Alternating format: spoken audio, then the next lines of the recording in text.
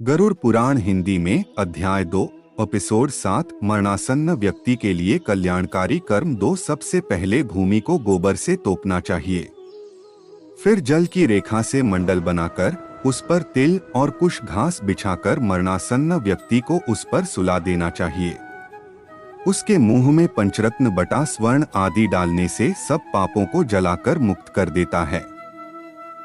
भूत प्रेत आत्माएं और यम के दूत अपवित्र स्थान और जमीन के ऊपर रखी चारपाई से मृत शरीर में प्रवेश करते हैं।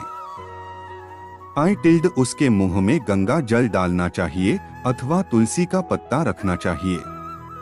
कोई भी शोक न मनाता हुआ उसके पास प्रभु का नाम ले दो जब तक प्राण है, विष्णु का नाम ले दो। यमराज का अपने दूतों को आदेश है कि मेरे पास उन आत्माओं को लाओ जो हरि का नाम नहीं लेते, हरि को जपने वाले मेरे पास नहीं आते। पापी मनुष्य जो नारायण को नहीं मानते, उनके कितने ही पुण्य कर्म उनके पापों को नहीं मिटा सकते। हे गरुड़, जाने या अनजाने में मनुष्य जो भी पाप करते हैं, उन पापों की शुद्धि के लिए उन्हें प्रायश्चित करना चाहिए। शास्त्रों में दशविधि स्नान, चंद्रायना व्रत, गौदान आदि का लेख किया गया है। यदि मनुष्य उनमें क्षमता के कारण सफल न हो रहा हो तो कम से कम चौथाई प्रायश्चित अवश्य करना चाहिए। तत्पश्चात 10 महादान, गौ, भूमि, तिल, स्वर्ण, घी, वस्त्र, गुड़, रजत, लवण इनका दान करना चाहिए। यह पाप की शुद्धि के लिए पवित्रता में एक से एक बढ़कर हैं। 2 टाइम्स यमद्वार पर पहुंचने के जो मार्ग बताए गए हैं वह अत्यंत दुर्धिक, मवाद, रक्त आदि से परिव्याप्त हैं।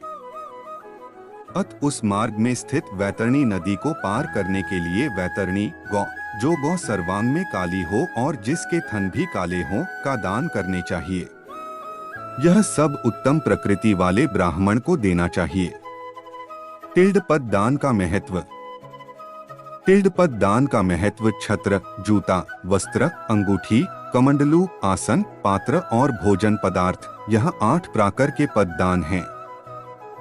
तिल पात्र, घृत पात्र, शया तथा और जो अपने को इष्ट हो देना चाहिए।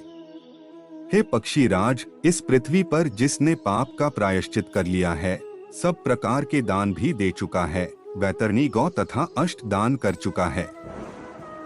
जो तिल से पूर्ण पात्र, घी से भरा पात्र, शया दान और विधिवत पद दान करता है, वह नरक रूपी गर्भ में नहीं आता, अर्थात उसका पुनर्जन्म नहीं होता। मनुष्य स्वयं जो दान करता है, परलोक में वह सब उसे प्राप्त होता है। वहां उसके आगे रखा हुआ मिलता है। 2 छत्र दान करने से मार्ग में सुख प्रदान करने वाली छाया प्राप्त होती है।